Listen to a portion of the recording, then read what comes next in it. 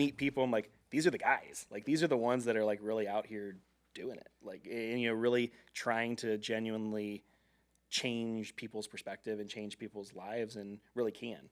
Yeah, and I've met a lot of people on the installer side too that they spend a lot of their time educating, where they could be running their business, but they're advocating and Yeah. they're educating, and that's the difference between the way that things used to be done, the way we generate electricity versus Yeah. the new way of generating electricity. So, That's awesome. yeah. And that's really kind of like, I guess that's our segue here. Like, honestly, that's us. It's the arc shift. That's the, the goal of our, podcast is to help people know. You don't know unless you know. And, unless you're connected with people or information where you feel it can be trusted, and not just trusted, but also show the receipts, like we say in today's language, and have the resources where people can go check. So we'll do a quick intro here. Again, I'm Angelo with ARC, or Advanced Renewable Concepts. We're an approved vendor for Illinois Shines and Illinois Solar for All. We are graciously here with Scott Allen with Citizens Utility Board, or CUB. I'll let him say hello here,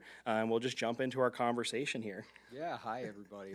It's nice to be. Thank you for having me on the podcast. Absolutely, we're amazed that you came in here with us. We'll just open our conversation up with what the heck is going on with solar in 2025. It's kind of been a little bit of a roller coaster of the year. Whether some of the almost like the oligarchs of solar have come and gone in the last 6 months, that have truly been like the market dominance with the larger power players, and there's other rising stars in the community, whether those be new financing options that are really great options for people, or in our landscapes, mostly in Illinois, we had a big change this year, and net metering with our our big dogs, utilities, drastically changed, and so it's made people apprehensive because the change it's a lot, and it's not always readily understood, because a lot of specifically net metering or net billing policies, whether they're with a public utility or a co-op or any of the municipalities that have their own electrical provisions or process, it's confusing. There's no one recipe for any of them. They all have kind of their own way of doing it, and their own way of doing it, none of it can typically be explained on one page of paper, which is really hard to teach people about how to navigate it when their policy around their net metering or net billing policy is 3, 4, 5 pages long about how it works. Yeah, I mean that's the biggest hurdle to clear when somebody's interested in solar, is getting them to understand how this works for them, how it's going to benefit them. That's why we push this. It's beneficial for ratepayers, for individuals. Yeah. And these policies do get complicated, and then a year later they get more complicated, and they're kind of all over the place. You have different policies for different utility territories.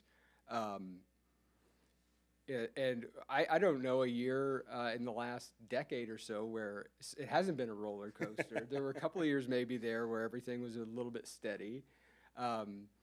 And now, as you said, with the retail net metering, the one-to-one net metering across the entire bill for investor-owned utility ratepayers gone away. I was afraid of that shift myself. All of us at CUB were afraid of that shift, but we found the bright side in it, that there are rebates available now too, to kind of take the place of net metering. I would still prefer that long tail benefit, but we'll just roll with it. And yeah, it's kind of like with any of the programs that we all kind of work with or helping with. The option is to roll with it, really. There isn't really another option besides just to kind of see how we can still help people in the context of the new rules, more or less. And, that kind of gets into a bigger conversation of, where a lot of these programs really come from, and I guess what is CUB's current outlook on a lot of the CEJA, FEJA programs, as well as I know you had mentioned almost like a solar bill of rights as well in the state of Illinois, and that's something CUB has been actively advocating for almost half a decade, to protect people and give them their individual freedoms around whether that be picking their provider, or just allowing them some level of choice in the equation. So if you wouldn't mind, just break that down for us. Sure. Well, the state of things is, I think, when the Future Energy Jobs Act passed in 2016, and then the Climate and Equitable Jobs Act passed in 2021, I think we, and as a member of the Clean Jobs Coalition too, knew that we were heading up the right set of steps. Yeah. It wasn't the end by any means. These were necessary policies to have so that we could, finally get to that place we wanted to be. That said, I think that, over the last few years, we've talked about, we've seen people more comfortable with solar. We see them recognizing the benefits of it. And one of the real concerns that, our job is ratepayer protection. Yeah. And we want to make sure that ratepayers are protected, and that means cheaper electricity bills, anything that can reduce their bills. And so, yeah, we do have a concern that access to this is not as equitable as it should be. Mm-hmm. And we're constantly protecting against anything that would kind of come in and set back those equitable processes. Set back your hard work, basically. Also, right, yeah. You guys have been fighting for this for years. Yeah, and we want to open it up to everybody too. That the way that I look at it is around 2016, when the Future Energy Jobs Act did pass, mm-hmm. It was sort of a way for the General Assembly and the state to say that we need a new way of doing utility business here, that it's a little bit stale and it doesn't work for people mm-hmm. the way that it needs to, and we need to kind of turn that upside down and get some of the benefits that normally would have just gone all to the utility or to the shareholders. Yeah. We need to confer some of those benefits to the ratepayers as well. Absolutely. Because technology is allowing us to do that. This technology is getting cheaper. It's getting easier to access. So we just need to make sure that flow goes in the other direction too. Yeah, and I think when you talk about technology particularly, that's one of I feel like it's pretty well known at this point. Solar is here, and solar is here to stay. It's not going anywhere. The technology is pretty great, honestly. Yeah. Most what's referred to in the solar space is tier 1 products. Those are your products that typically come with some type of 25-year manufacturer's warranty. They're brought to us by a manufacturer that has significant tenure in the marketplace as well. They're not going anywhere. They've been here for 10, 20, 30 years. They're going to be around for probably the next 10, 20, 30 years. So in those products, in that sense and way as well, when we say technology is, maybe there will be a big leap in the next couple of years with solar technology, but what is here today can benefit people. It can truly help them as it exists today, especially with most solar also has very few, if not any moving parts anymore, right, as well, which from a reliability standard, from the system staying online and working all the time is pretty high. I mean, for a system to have actual downtime that's not predicated by, a power outage or an actual issue, for the system just to break, I'd say like what we see with our system is less than 1%, longitudinally through the year. We always strive to lower that. Honestly, typically if something is, quote, not working well, software fixes most things these days. Most things can have a software push or a little ping just to say, hello, friend, come back to life, and it usually fixes it, which is great. So I think that's, one of the big things that most people, we hear a lot still too, I just want to wait until solar technology or even wind generation or any of the other renewable sources out there are a little further along. Solar's been here for decades and decades. Yeah, I mean, the kind of the basic principles of solar, like the physics behind it is fairly simple, and it's been around long enough. That's not going to change a whole lot. It's the things around it that, the smarter grid, the way that we can make use of self-generation and integrate that into a smart grid and virtual power plants and battery storage and that sort of thing. That's what's changing. That's where we need to catch up.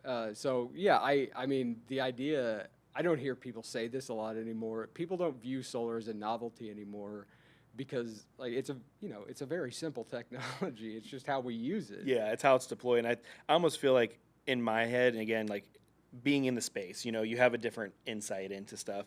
But to me anymore, solar is kind of the same as having a washer and dryer at your house almost at this point. It's just starting to become one of those things that most households, if able and accessible to them, have it. You know what I mean? I'm seeing less and less of a why not? You know what I mean? Like, why wouldn't you have it in this scenario? Because, I mean, for most people, that's why you bought your house. That's why you did those things, because you wanted that control over your life. You didn't want a mortgage or a rent rate that went up every month. You wanted to, not be at the apartment where you shared the laundry machine with other people. You wanted to bring that into your own home. That's kind of our thought process too with any of the programs we work with, or just solar as a whole.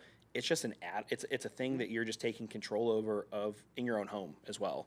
Yeah, it's hard for me to imagine that, I don't know in how many decades, but that not every building has some way of generating its own energy. It would seem like it would make sense that it has to go that way. Right. Yeah. I kind of see it as an appliance too, a modern appliance too, that we don't have coal chutes anymore. Yeah.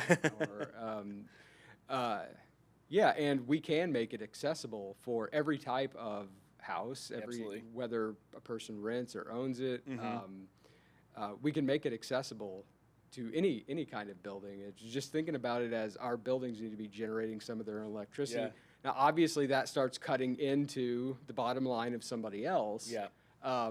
But that's what I try to do in my work, is get us to shift away from that that idea that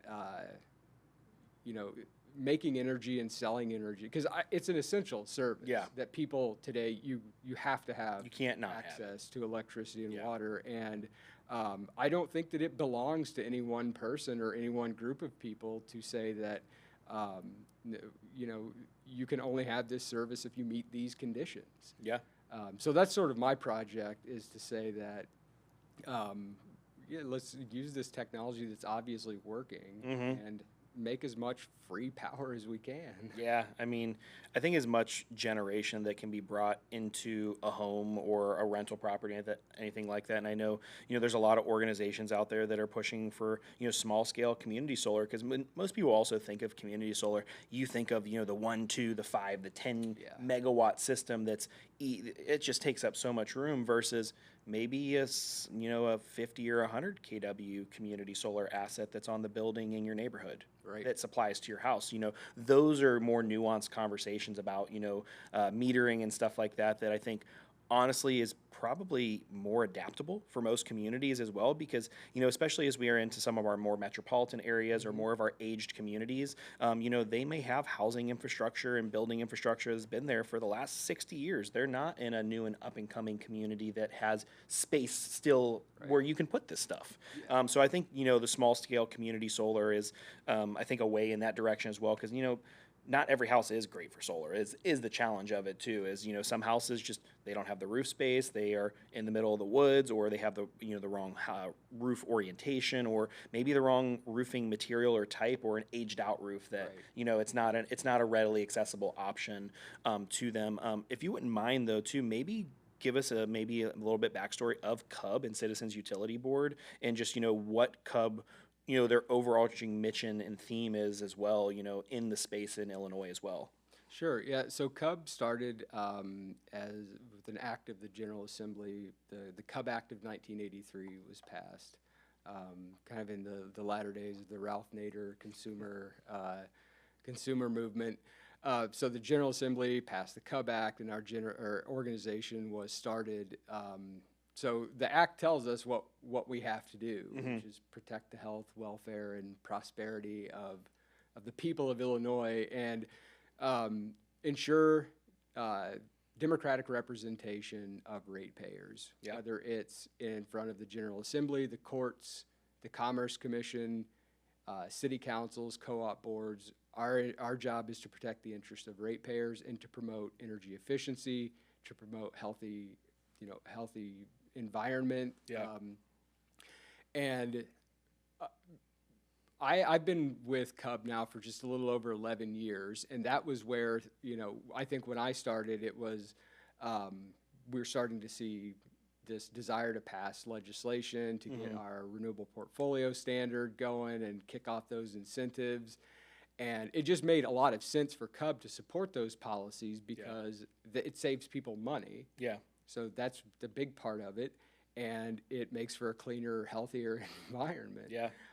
So it was a natural fit for CUB, and our approach to it has been that, we want to make sure that people understand that these programs, how they work, that they exist in the first place, and help them try to navigate. Like, when somebody is interested in getting solar, we try to give them like the basics of Mm-hmm. here's how a power purchase agreement works. Here's how a lease works. Yep. Here's how community solar works. Here is generally what to expect when an installer comes and what they're going to do for you. Yeah. Just give them those basics so that they're comfortable going out and talking to an installer or reaching out to a community solar developer. And so we have a solar specialist on our team that runs a group buy up in the Chicagoland area. Nice.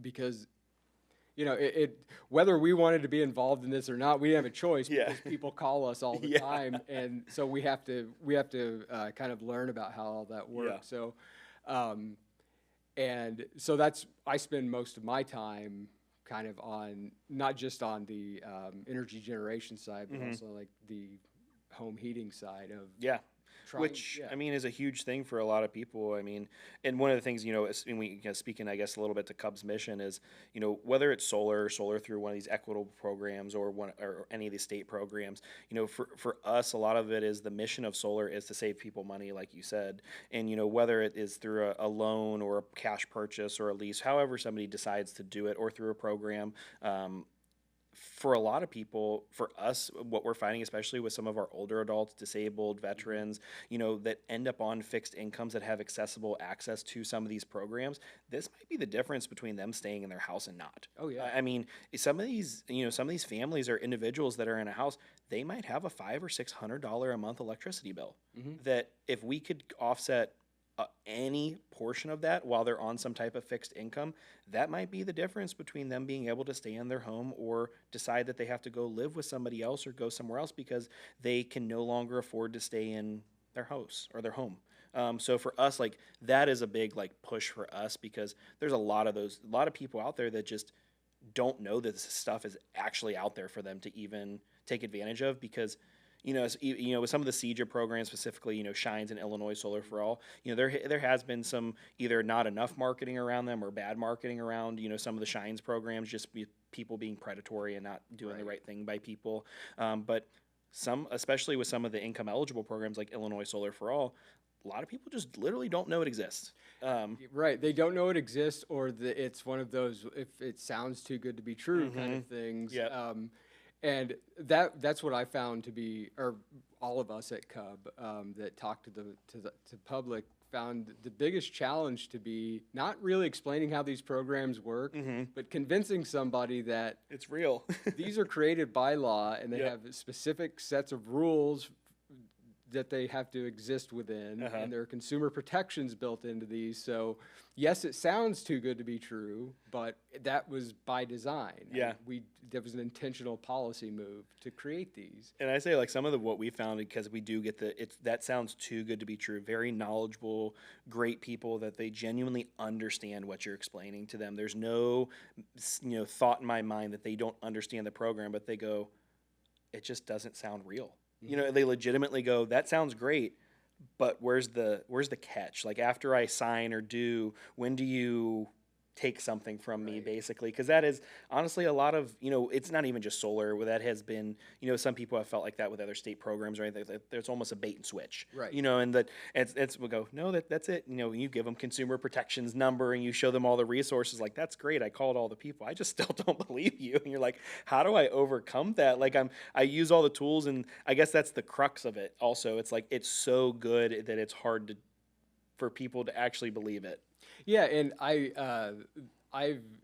we've kind of dealt with this too when I used to go, or I still do, but most exclusively talk about energy efficiency programs that you can access through Ameren or through ComEd, and people say, why would they give me that for free? Well, it's not free, and I like to show them on their bill that this is where we pay into this fund to have these programs. So we pay into these funds that, it's not free. We pay into those funds. Well, and that's one thing we try to tell people too, because some people go, well, no, I don't want something like a government subsidized program or anything like that. I'm like, well, I hate to break it to you. However, if you look at the line item on your bill, it's subsidized by you. Everything is subsidized by you at the end of the day. Yeah, it's which way do we want to direct those subsidies? Exactly. And so, for a lot of people, if they are eligible for these programs, I look at it this way. you're paying into it. Hmm. You know, if it's something that can help you and your family, and you know, because some people just have very strong opinions, they want to do it all for themselves. Right. But you paid into it, just like you paid into Social Security. You're not, when Social Security time comes around, you're not going to say no to Social Security. You paid into it. Right. You know, so it's one of those things that take advantage of the things that are out there that could help you now, today. So that's one of the big things I feel like, you know, we're trying to do a better job at, and just get more people to know, and also just like, hey, just actually read your bill. Just take a second, just follow me down the thought process. Believe me for 2 seconds. I know you say this all sounds too good to be true. Just look at your bill. You pay for this already. Right. And so that's one of the, you know, the cool things about the program too, is, you know, now that we have so many people that have gone through the program with us, they're like, wow, like it wasn't fake. And I'm like, yeah, we've actually had a couple of customers now also, wouldn't say ghost us, but they've become less responsive because I think they're thinking we're coming after them for the gotcha. The shoe's gonna drop. Yeah, the shoe's gonna drop. And I'm like, no, we're just calling to check in. They're like, Yeah. oh, no, it's all good. Just making sure everything is okay. You know, we can see everything's online and working. Just wanted to check in, make sure you guys are happy, and, you know, have any questions? No, we're good. And then they almost feel like they reluctantly hang up the phone to like wait for the gotcha, the gotcha. But you know, so One more thing. yeah, so it's cool to get to see the other side of it. Like, you know, the proof is in the pudding a little bit too. And I think that's, you know, one of our other missions here is, you know, get more involvement from people that have actually gone through the program, and to let their voices to be heard from their perspective, and you know, how they were able to benefit from the program as well. You know, I know we briefly talked about, you know, net metering, net billing, and that we talked a little bit about CUB as well. If you wouldn't mind, why don't you go through the other day? I think it's been 2 weeks from now though, but I called you at like 6 p.m. on a Friday, and we started talking about just, I think, solar and the crux of solar, a Friday night conversation. And so I kind of want to follow up on that and break down, you know, maybe CUB's push right now for some additional legislation around almost, I think you called it like the solar bill of rights. Yeah, so that's been the most interesting part of my career so far, and it was all accidental.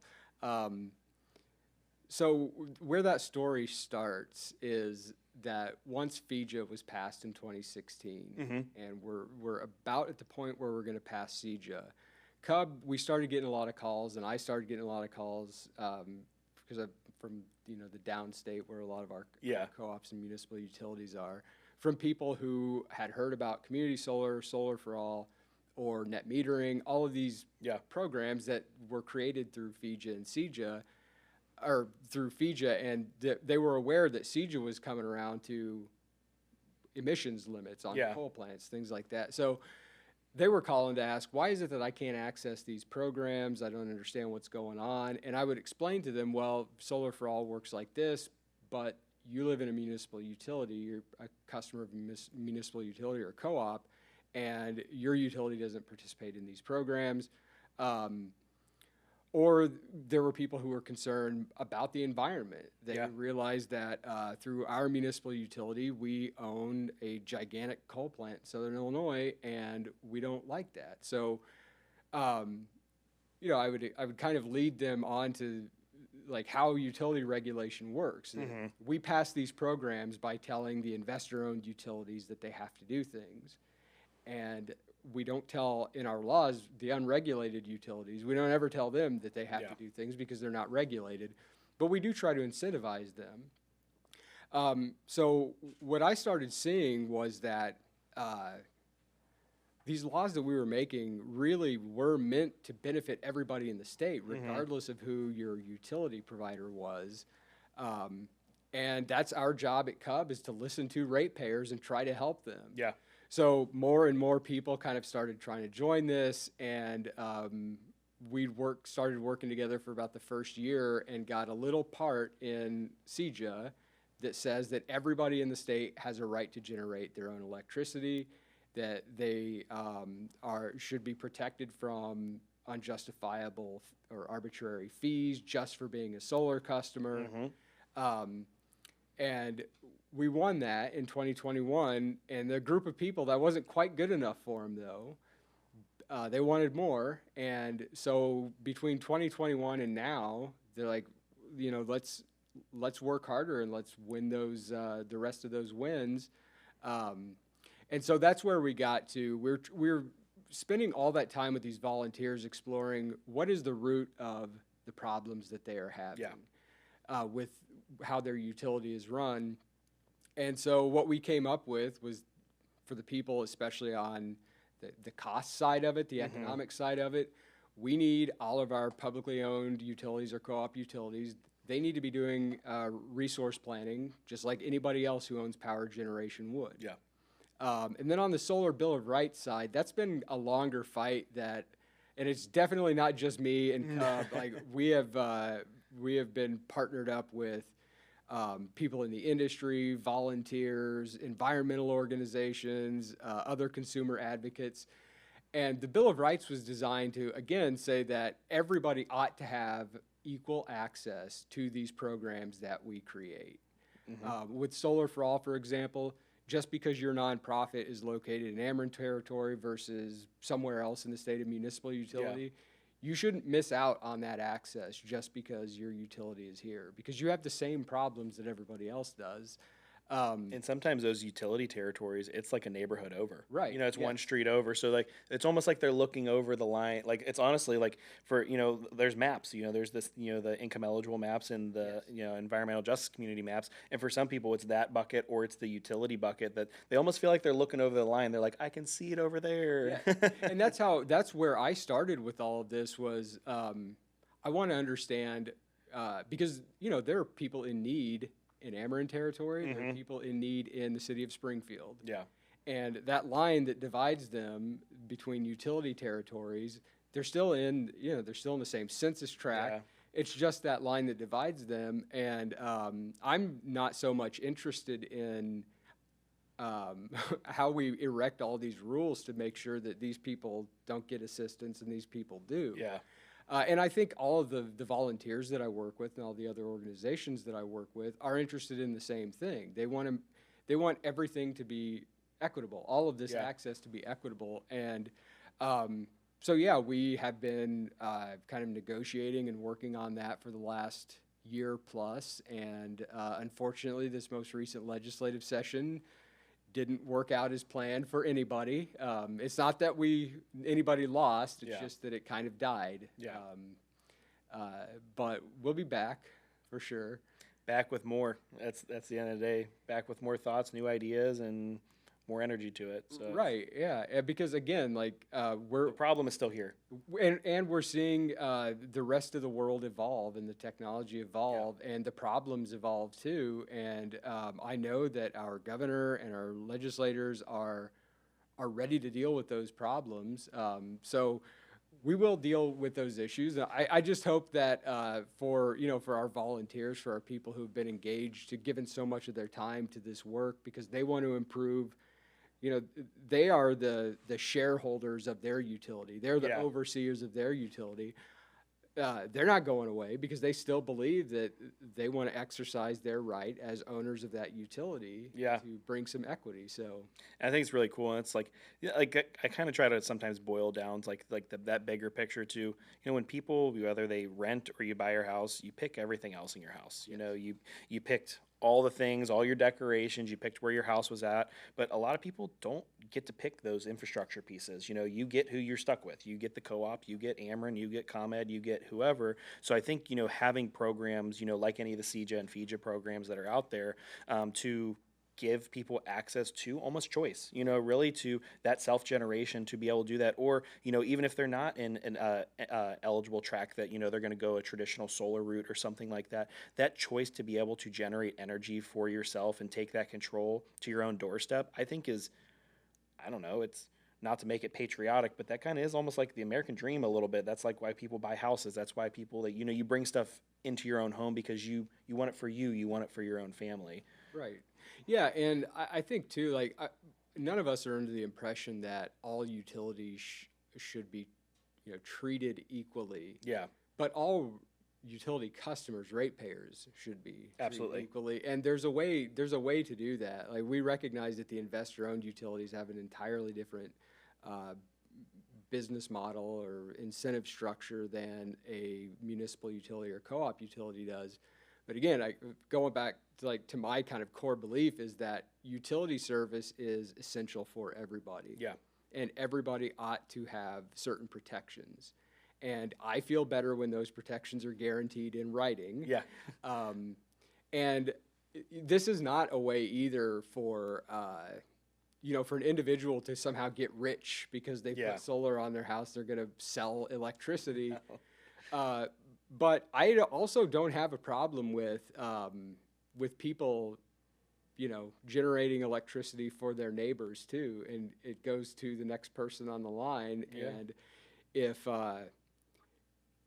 I'm generating that and the utility is delivering it and they're getting, they're making like whatever the retail rate is on that, and let's split that a little more fairly, I think. So And I think there are some states that have legislation and net billing programs like that where they they pay for excess generation versus doing like a net billing or a net metering. Right, So yeah. there are different structures out there that they're not new. You know what I mean? Other places are already doing that kind of stuff. Yeah. Too. No, and the self-reliance, not like the individual self-reliance, but us as like The community. society, Yeah. rely. We hear all the time about energy independence. Well, it doesn't get much more independent than generating electricity from the sun and the wind and the temperature of the earth and whatever else. So Yeah, as much as we all sometimes too kind of get siloed into our own lives and what's going on in our house, this is a team sport. Regardless, even if you didn't elect to be on the team of being in that community in which you live in or your neighbors, you're on that team. And you got to figure out how to make it work for everybody and how to bring these these programs and these tools and resources to help your neighbors too, which is super, super cool. One of the other things that I think was really important that we went over to, not to hit that again, was just the co-op, some of the co-op relationships as well, and the challenges with the accessibility to these programs as well, whether that be through additional insurance requirements. That's a big one for a lot of people, is sometimes the insurance requirements or some of the provisional agreements that they don't allow, whether it's a loan type or a financing type or sometimes like that. What is CUB's kind of perspective on some of those challenges at the co-op level? Our perspective is, our perspective is again that everybody ought to have equal access to these programs. And it is, so I guess I'll backtrack a little bit and say that just so it doesn't get misconstrued, I respect the co-op utility model a whole lot. I respect the co-op model for a lot of things a whole lot, and acknowledge that there's a rich history of distribution co-ops in this country as a result of federal subsidies, the New Deal kind of federal subsidies to electrify the rural parts. But things evolve, and utilities are an essential service, and people are suffering the same. They're being squeezed, whether you live in Ameren territory or you live in a co-op territory, and we want to make sure that everybody has equal access to these things. And when we get into policies, like you mentioned, the insurance policy, these are not things that exist in nature. Yeah. So we can make our way out of these policies that I don't know why they were created. Yeah. But nobody's ever demonstrated to me that it's a good idea to keep them in place, because that is just not the way that insurance even works, or how liability works. So now, over the years, I've heard a lot of people speculate, a lot of co-op members speculate as to why these policies exist. I don't know whether it's true or not that it was put up as a barrier. I don't know. I know that it is acting like a barrier, and we're interested in lowering those barriers so that people, especially if you are a member owner of a co-op, you're an owner of that co-op. Yeah. So it's policies like that. Again, not to make some person like, I think some people still have the idea that you just want to make it so that somebody can generate all of this electricity and somehow make money off of it or whatever. I've not run into anybody who is interested in building more solar than they, can afford or that they would want to pay for. I've never run into that. I've never run into a single person like that. Most families and most households, at the end of the day, they have a bill that's expensive. They look at it from, especially some of the home efficiency stuff, and they go, hey, I have this monthly expense that I realistically don't have control over. Hmm. Some months it's higher, some months it's lower, depending on usage. Sometimes it goes up because I'm in summer rate plan. Now I'm in winter rate plan. Oh, I got that notice that it's going up 15%.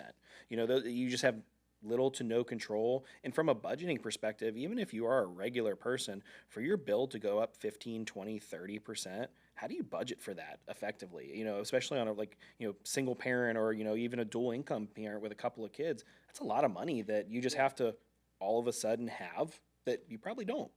Yeah, I mean, I saw this. I did a utility bill clinic in Danville a couple of nights ago, and um, I talked to several people who had lost their utility service days or weeks ago.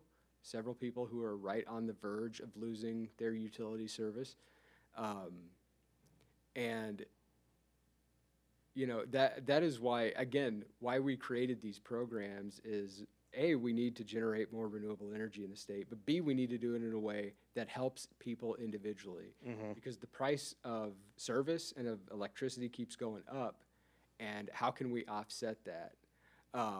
And this is before the price increase. Yeah. Rates have just gone up. Yeah. For most of the people in Yeah, the most state. people have not felt their summer rate yet. Everybody's Right. clicking into summer rate plans right now. Yeah, I and think yeah. yesterday, the day before. So Yeah, June 1st. Yep. June 1st, things just got a whole lot worse, and people are already struggling. Mm-hmm. And that's why, again, that's why these programs exist. One, there was a recognition that we need to generate a majority of, and eventually all of our energy in Illinois from carbon-free sources. Yep. But two, we have to find ways to lighten the debt burden that most people carry. And so, that's why getting back to the Solar for All program.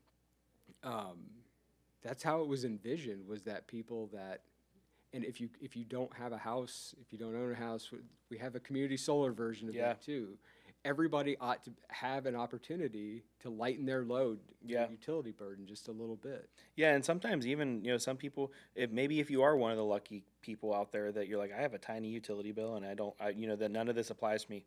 Somebody in your circle, it probably does. Oh, yeah. And whether it's mom, dad, aunt, uncle, the neighbor, the lady's cat you babysit when they go on vacation, somebody out there can take advantage of these programs. I think the metric is, 1 in 5 people in Illinois more than likely or can qualify for most of these programs.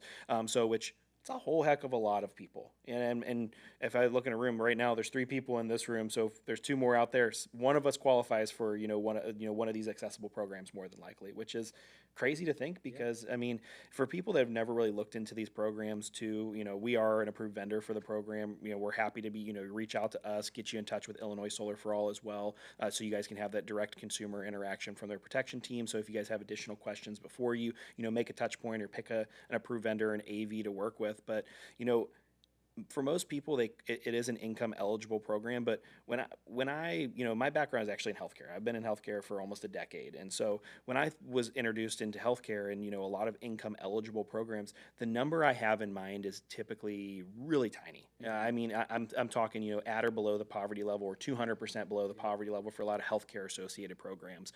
But for Illinois Solar for All, for a lot of single family households, you're talking $50,000-$60,000 depending on what community you live in. Now, it's county based and dependent on how many people live in your household for the residential 1 through 4 program. But for most people, to me, that's regular money.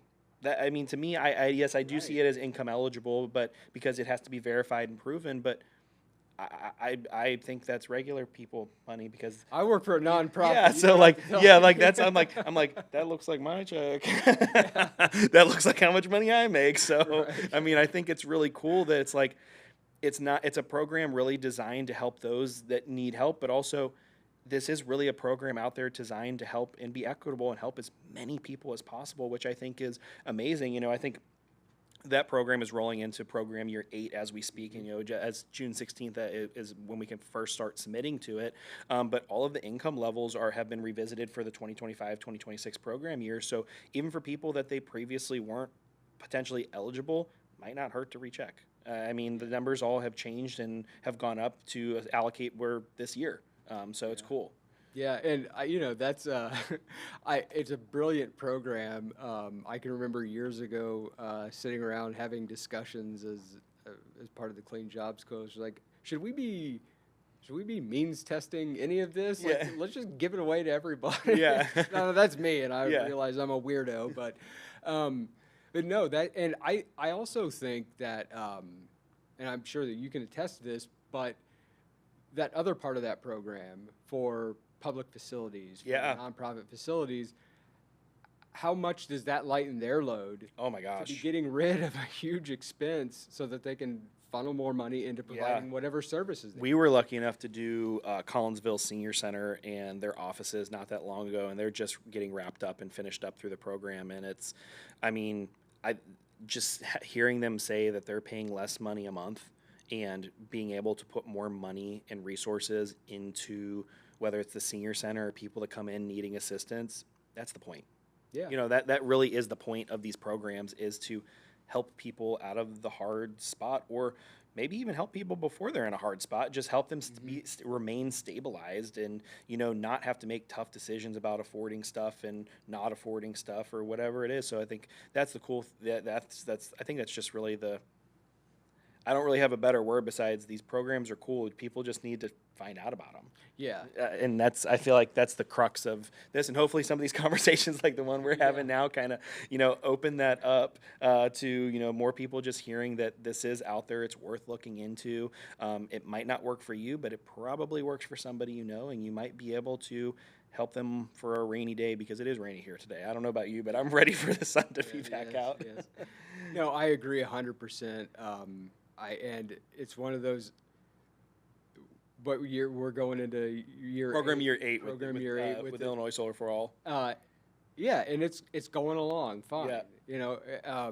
I think people started to worry after the first year, like, oh, is this going to work? Like, let's just give it time. Don't. Yeah. And it's doing what it's meant to do. Yep. I personally, I don't want to see miracles out. I just want to see it work, because I know that it works.